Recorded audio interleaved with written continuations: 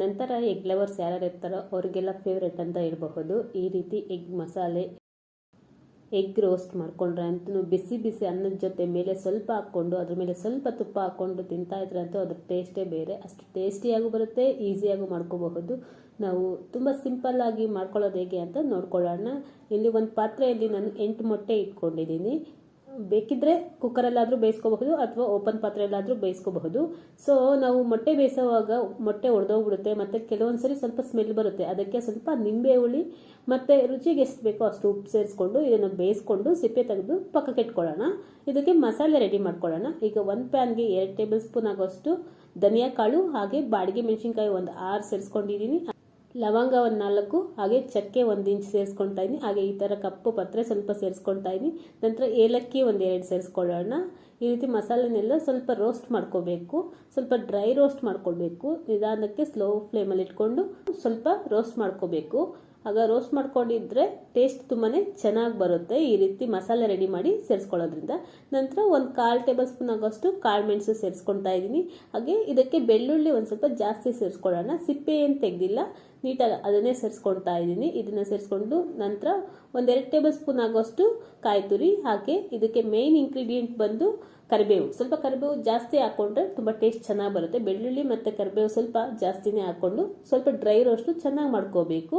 ಈಗ ಚೆನ್ನಾಗಿ ರೋಸ್ಟ್ ಆದ ನಂತರ ಕೊನೆಯಲ್ಲಿ ಸ್ಟವ್ ಆಫ್ ಮಾಡಿದ ನಂತರ ಇದಕ್ಕೆ 1 ಟೇಬಲ್ ಸ್ಪೂನ್ ಆಗೋಷ್ಟು ಗಸಗಸೆ ಸೇರಿಸ್ಕೊಂಡು ಚೆನ್ನಾಗಿ ಸ್ವಲ್ಪ ತಣ್ಣಗಾಗೋವರೆಗೂ ಬಿಟ್ಬಿಡೋಣ. ಇದನ್ನು ತಣ್ಣಗಾದ ನಂತರ ಇದನ್ನು ಒಂದು ಮಿಕ್ಸಿ ಜಾರಿಗೆ ಸೇರಿಸ್ಕೊಂಡು ಪೌಡರ್ನ ರೆಡಿ ಮಾಡ್ಕೊಳ್ಳೋಣ. ಈ ಪೌಡರ್ ಮಾಡಿ ಇಟ್ಕೊಂಡ್ರೆ ನಾವು ಯಾವಾಗ ಬೇಕಂದರೆ ಆವಾಗ ನಾವು ಎಗ್ ಬಾಯ್ಲ್ ಮಾಡಿಬಿಟ್ಟು ಫ್ರೈ ಮಾಡ್ಕೋಬಹುದು. ತುಂಬ ಈಸಿಯಾಗೂ ಇರುತ್ತೆ, ತುಂಬ ಟೇಸ್ಟಿಯಾಗೂ ಇರುತ್ತೆ. ಇಲ್ಲಿ ನೋಡ್ತಾ ಇದ್ದೀರಲ್ವಾ, ಈಗ ಇದನ್ನು ಪೌಡರ್ ಮಾಡಿ ತಗೊಂಬರೋಣ. ಇಲ್ಲಿ ನೋಡ್ತಾ ಇದ್ದೀರಲ್ಲ, ಇಲ್ಲಿ ಈ ರೀತಿ ಪೌಡರ್ ತರಿತರಿಯಾಗಿದ್ದರೆ ಸಾಕು. ಯಾಕಂದರೆ ಬೆಳ್ಳುಳ್ಳಿ ಎಲ್ಲ ಹಾಕಿರ್ತೀವಿ ನಾವು, ಸ್ವಲ್ಪ ತರಿತರಿಯಾಗಿದ್ದರೆ ಸಾಕು.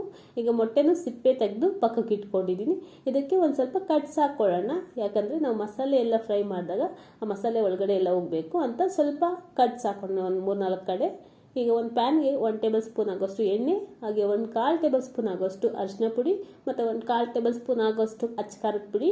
ನಂತರ ರುಚಿಗೆ ಎಷ್ಟು ಬೇಕೋ ಅಷ್ಟು ಸ್ವಲ್ಪ ಉಪ್ಪು ಸೇರಿಸ್ಕೊಡ್ತಾ ಇದ್ದೀನಿ. ಇದು ಸ್ವಲ್ಪ ಎಣ್ಣೆಯಲ್ಲಿ ಫ್ರೈ ಮಾಡಿ ನಂತರ ಇದಕ್ಕೆ ಬೇಯಿಸಿಟ್ಕೊಂಡಿರೋವಂಥ ಮೊಟ್ಟೆನ ಸೇರಿಸ್ಕೊಂಡು 1-2 ನಿಮಿಷ ಫ್ರೈ ಮಾಡ್ಕೊಳ್ಳೋಣ. ಆಗ ಮೊಟ್ಟೆ ಎಲ್ಲನೂ ನೀಟಾಗಿ ಮಸಾಲೆ ಇಟ್ಕೊಳ್ಳುತ್ತೆ. ಸೊ ಟೇಸ್ಟಿಯಾಗಿ ಬರುತ್ತೆ. 1-2-3 ನಿಮಿಷ ಚೆನ್ನಾಗಿ ಎಣ್ಣೆಯಲ್ಲಿ ಇದನ್ನು ಫ್ರೈ ಮಾಡ್ಕೋಬೇಕು. ಮೊಟ್ಟೆ ಒಳಗಡೆ ಎಲ್ಲ ಮಸಾಲೆ ಚೆನ್ನಾಗಿ ಇಟ್ಕೊಳ್ಳುತ್ತೆ. ಈ ರೀತಿ ಫ್ರೈ ಮಾಡ್ಕೊಳ್ಳೋಣ. 1-2-3 ನಿಮಿಷ ಫ್ರೈ ಮಾಡಿಕೊಂಡು ಇದನ್ನು ತೆಗೆದು ಪಕ್ಕಕ್ಕೆ ಇಟ್ಕೋಬೇಕಾಗುತ್ತೆ. ಸೊ ಈ ರೀತಿ ಮಾಡ್ಕೊಳ್ಳೋದ್ರಿಂದ ಮೊಟ್ಟೆ ನೀಟಾಗಿ ಮಸಾಲೆ ಇಟ್ಕೊಂಡಿರುತ್ತೆ ಮತ್ತು ನೀಟಾಗಿ ಕಟ್ ಮಾಡೋವಾಗ ಅಷ್ಟೇ ನೀಟಾಗಿ ಕಟ್ ಆಗುತ್ತೆ. ಸೊ ಇಲ್ಲಿ ನೋಡ್ತಾ ಇದ್ರಲ್ಲ, ಈ ರೀತಿ ನಾನು ಫ್ರೈ ಮಾಡ್ಕೊಳ್ತಾ ಇದ್ದೀನಿ. ಅನ್ನದ ಜೊತೆ ಅಥವಾ ಸೈಡ್ ಡಿಶ್ ಚಪಾತಿಗೂ ಸೈಡ್ ಡಿಶ್ಗೆ ತುಂಬ ಚೆನ್ನಾಗಿರುತ್ತೆ ಈ ರೆಸಿಪಿ. ಈಗ ಇದನ್ನು ತೆಗೆದು ಪಕ್ಕಕ್ಕೆ ಇಟ್ಕೊಳ್ಳೋಣ. ಅದೇ ಪ್ಯಾನ್ಗೆ ಮತ್ತೆ 1-2 ಟೇಬಲ್ ಸ್ಪೂನ್ ಆಗೋಷ್ಟು ಎಣ್ಣೆ ಸೇರಿಸ್ಕೊಂಡು 1-2 ಈರುಳ್ಳಿ ಮತ್ತು ಸ್ವಲ್ಪ ಖಾರಕ್ಕೆ ಹಸಿಮೆಣಸಿನ್ಕಾಯಿ ಸೇರಿಸ್ಕೊಂಡಿದ್ದೀನಿ.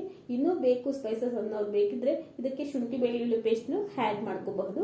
ನಾನು ಸ್ವಲ್ಪ ಡ್ರೈ ಆಗಿ ಮಾಡ್ಕೊಳ್ತಾ ಇದ್ದರೆ ಇದೇ ರೀತಿ ಮಾಡ್ಕೊಳ್ತಾ ಇದ್ದೀನಿ. ನಂತರ ನಾವೇನು ಪೌಡರ್ ಮಾಡಿ ಇಟ್ಕೊಂಡಿದ್ದೀವಿ ಅದನ್ನು ಸೇರಿಸ್ಕೊಂಡು ಸ್ವಲ್ಪ ಡ್ರೈ ರೋಸ್ಟೇ ಮಾಡ್ಕೊಳ್ಳೋಣ. ನಂತರ ರುಚಿಗೆ ಎಷ್ಟು ಬೇಕೋ ಅಷ್ಟು ಉಪ್ಪನ್ನ ಸೇರಿಸ್ಕೊಳ್ತಾ ಇದ್ದೀನಿ. ಸೊ 1-2-3 ನಿಮಿಷ ಚೆನ್ನಾಗಿ ಫ್ರೈ ಮಾಡ್ಕೊಂಡಿದ್ದ ನಂತರ ನಾವು ಏನು ಎಣ್ಣೆಯಲ್ಲಿ ಫ್ರೈ ಮಾಡಿರೋದನ್ನ ನಾನು 2 ಭಾಗವಾಗಿ ಕಟ್ ಮಾಡ್ಕೊಂಡಿದ್ದೀನಿ. ಈಗ ಇದನ್ನು ಸೇರಿಸ್ಕೊಂಡು ನೀಟಾಗಿ ಮಿಕ್ಸ್ ಮಾಡ್ಕೊಳ್ಳೋಣ. ಮಸಾಲೆ ಎಲ್ಲ ಮಿಕ್ಸ್ ಆಗಬೇಕು, ಅಷ್ಟು ರೀತಿ ಲೋ ಫ್ಲೇಮಲ್ಲಿ ಇಟ್ಕೊಂಡು ಮಾಡಿಕೊಂಡ್ರೆ ತುಂಬ ಚೆನ್ನಾಗಿ ಬರುತ್ತೆ. ಅಥವಾ ನಮಗೆ ಇನ್ನೂ ಗ್ರೇವಿ ಥರ ಬೇಕು ಅಂದರೆ ಸ್ವಲ್ಪ ಎಣ್ಣೆ ಜಾಸ್ತಿ ಹಾಕಿ ಸ್ವಲ್ಪ ನೀರು ಹಾಕ್ಕೊಂಡು ಚೆನ್ನಾಗಿ ಕುದಿಸ್ಕೊಂಡು ಆಮೇಲೆ ಮೊಟ್ಟೆ ಅದು ಸೇರಿಸ್ಕೋಬಹುದು. ನಾನು ಸ್ವಲ್ಪ ಡ್ರೈ ಆಗಿ ಇರಲಿ ಅಂತ ಡ್ರೈ ಆಗಿ ಮಾಡ್ಕೊಳ್ತಾ ಇದ್ದೀನಿ. ಮೇಲೆ ಸ್ವಲ್ಪ ಕೊತ್ತಂಬರಿ ಅಥವಾ ಬೇಕಿದ್ರೆ ನಿಂಬೆ ಹುಳಿನೂ ಸೇರಿಸ್ಕೊಂಡ್ರೆ ಅಂತೂ ಸೂಪರ್ ಆಗಿರೋಂಥ ರೆಸಿಪಿ, ಎಗ್ ರೆಸಿಪಿ ರೆಡಿ ಆಗಿರುತ್ತೆ. ತುಂಬಾ ಈಸಿಯಾಗಿ ಮಾಡ್ಕೋಬಹುದು. ಒಂದ್ಸಲ ಟ್ರೈ ಮಾಡಿ ನೋಡಿ, ಎಲ್ಲರೂ ಇಷ್ಟಪಡ್ತಾರೆ. ಈಗ ಇದನ್ನ ಸ್ವಲ್ಪ ಬಿಸಿ ಅನ್ನ ಇದ್ರೆ ಅದ್ರ ಮೇಲೆ ಹಾಕ್ಬಿಟ್ಟು ಸ್ವಲ್ಪ ತುಪ್ಪ ಹಾಕಿ ನಾವು ಮಿಕ್ಸ್ ಮಾಡ್ಕೊಂಡು ತಿಂದ್ರೆ ಅಂತೂ ತುಂಬ ಟೇಸ್ಟಿಯಾಗಿ ಬರುತ್ತೆ.